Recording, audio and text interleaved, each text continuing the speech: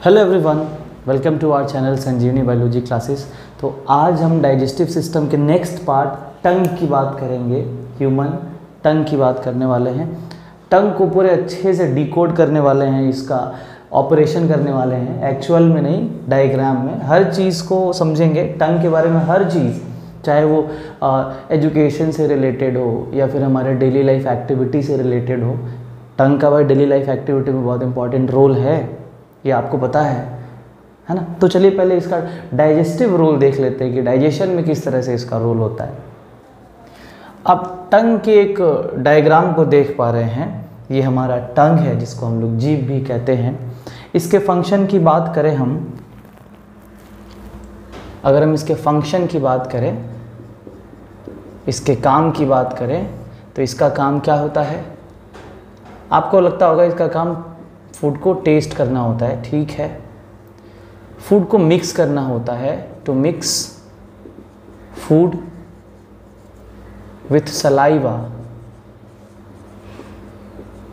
लार के साथ फूड को गोल गोल घुमा घुमा के मिक्स करता है।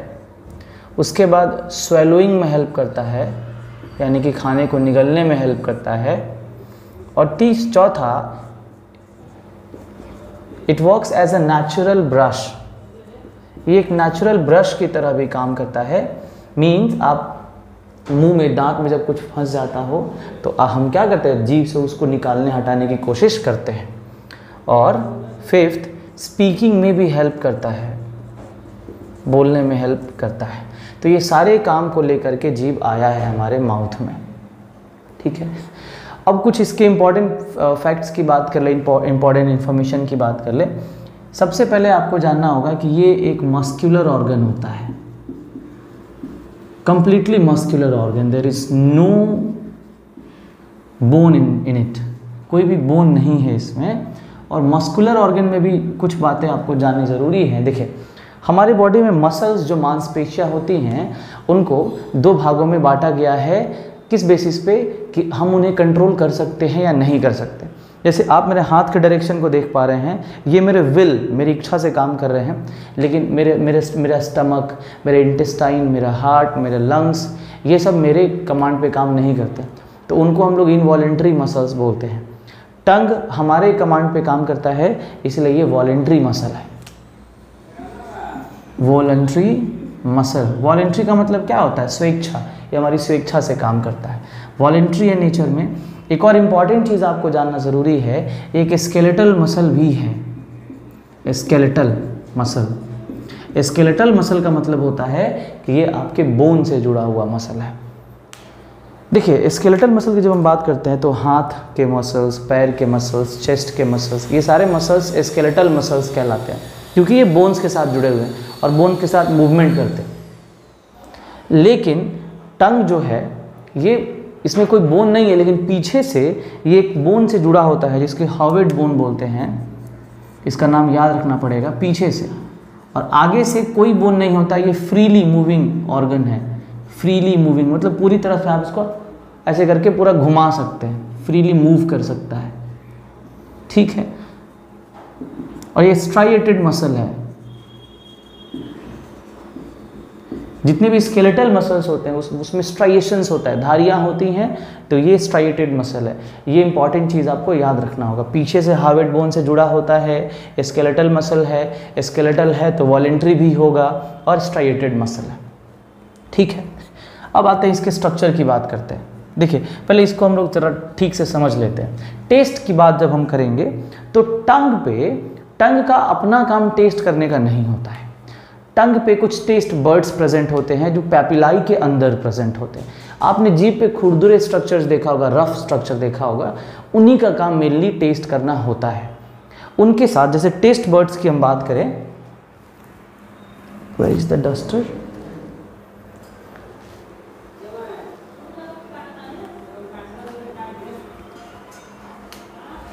ये रहा यहाँ डस्टर। ओह, देखिए,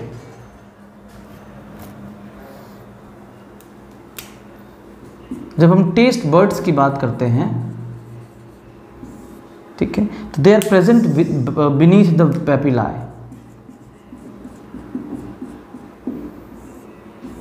पेपिलाई क्या होते हैं? आप जो ये स्ट्रक्चर्स देख रहे हैं, रफ स्ट्रक्चर्स, खुरदुरे गोल गोल, ये सब पेपिलाई होते हैं। पेपिलाई 3 तरह के होते हैं।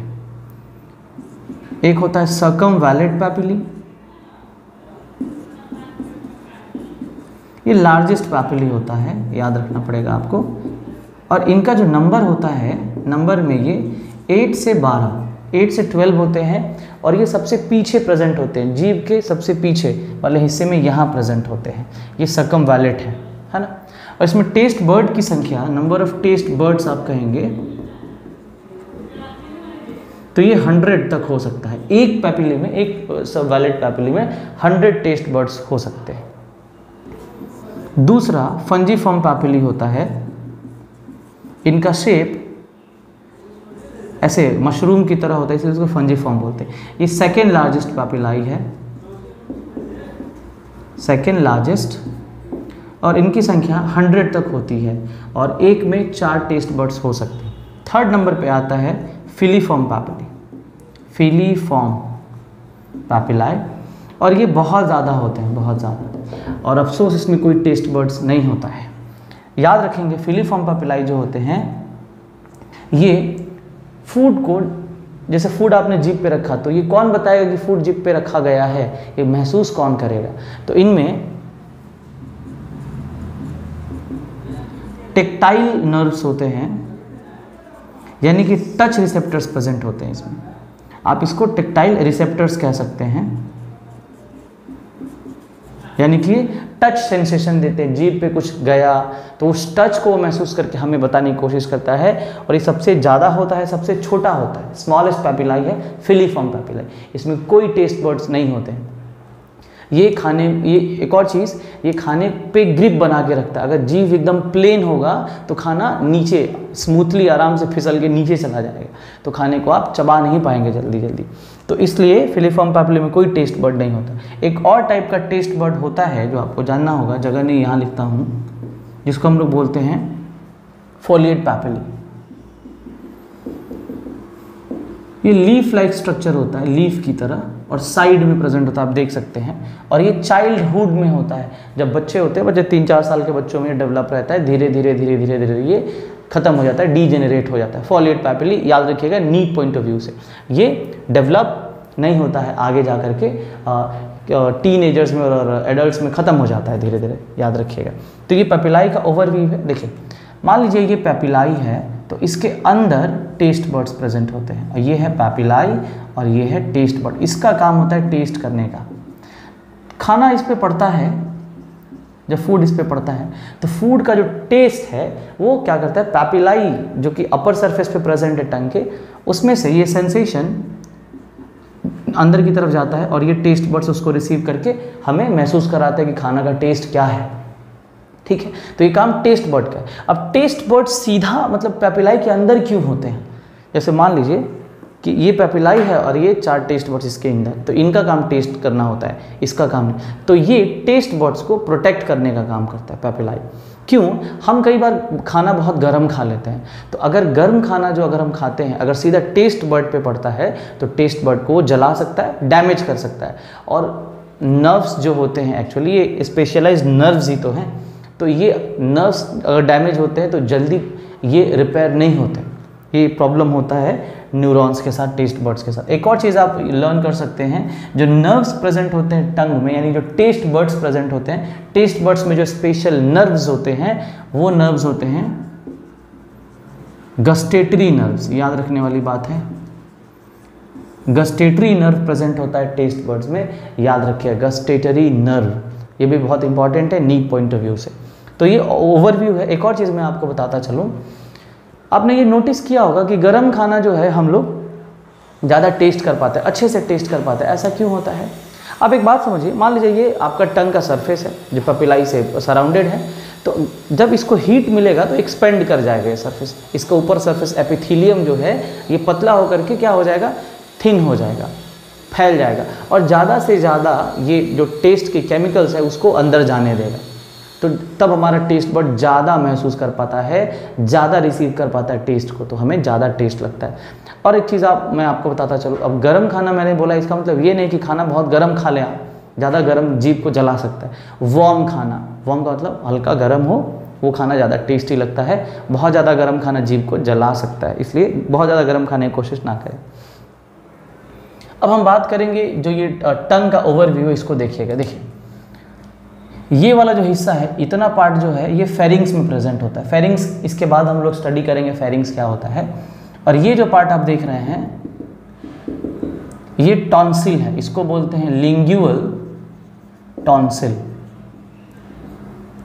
लिंग्यूअल वर्ड टंग के लिए यूज होता है।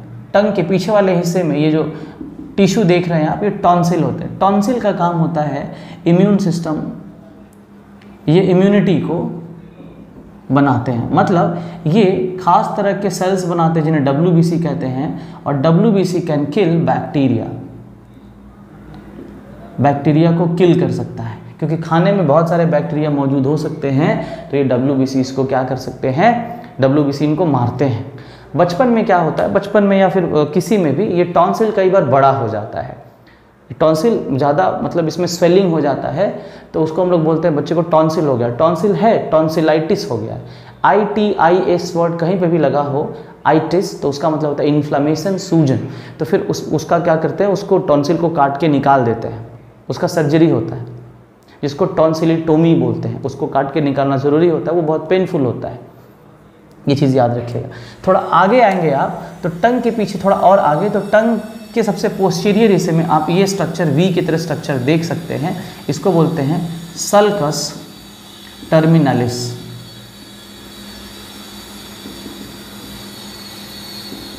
देखिए टर्मिनलिस वर्ड टर्मिनल से आया है। टर्मिनल का मतलब होता है लास्ट, यानी जीभ का ये लास्ट पार्ट है, ये जीभ के लास्ट में प्रेजेंट होता है। अब जीभ इसके पीछे फेरिंग्स में घुसेगा।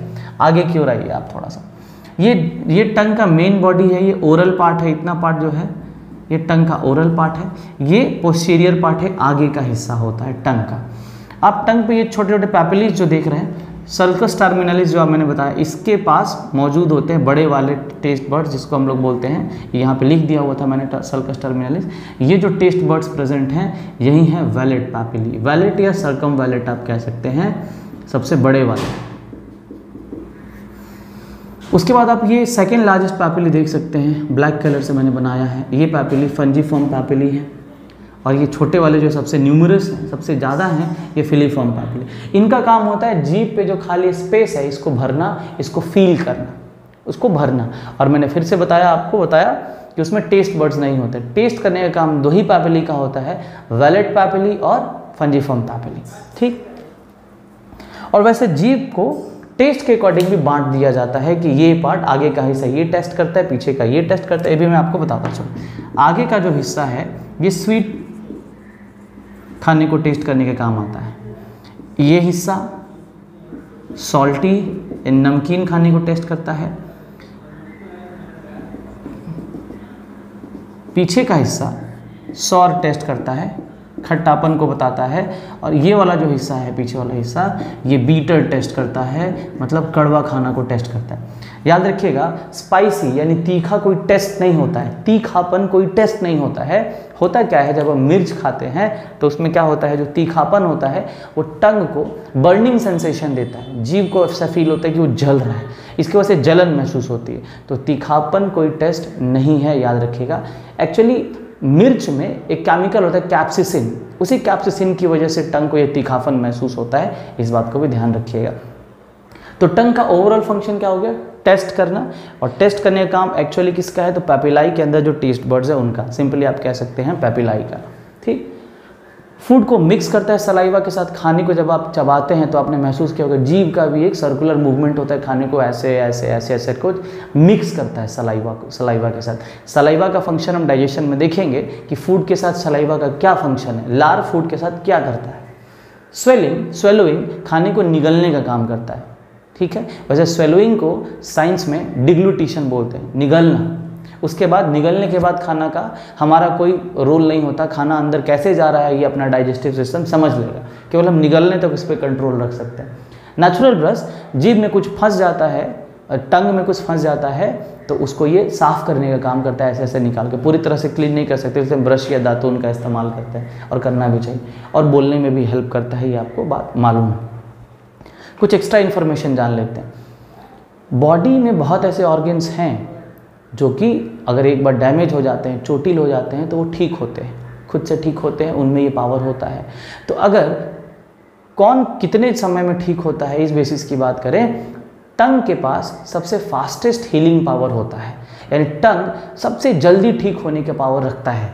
यानी कि आपने देखा होगा, अगर गलती से जीभ कट फट जाता है, जल जाता है, तो ये बहुत जल्दी 1 से 2 दिन में हील भी कर लेता है खुद को। तो ये चीज़ भी आप याद रखिएगा, फास्टेस्ट हीलिंग कैपेसिटी टंग के पास होती है। टंग बीच से, नीचे से अगर आप बात करेंगे यहाँ से, तो ये एक तरह के फोल्ड से कनेक्टेड रहता है, जिसको हम लोग बोलते हैं लिंग्वी फ्रेन्यूलम, याद रखिएगा।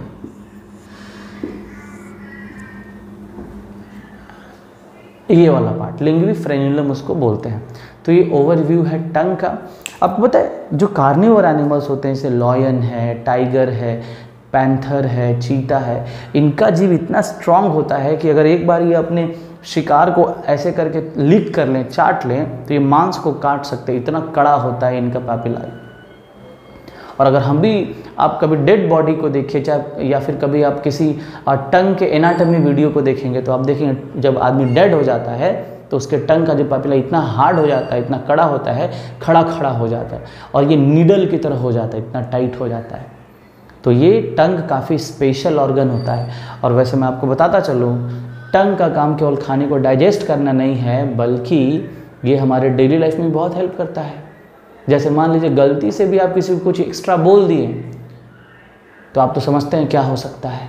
तो बोलने में इसका बहुत इंपॉर्टेंट रोल है। तो ज़रा सोच समझ के बोला करें किसी से भी, और अपना ध्यान खुद रखें, क्योंकि बोलना कभी कभी घातक साबित होता है ना। तो खाने के साथ साथ इसका और भी बहुत इंपॉर्टेंट रोल है। तो चलिए मिलते हैं नेक्स्ट वीडियो में फेरिंग्स के साथ। Thank you for being with us.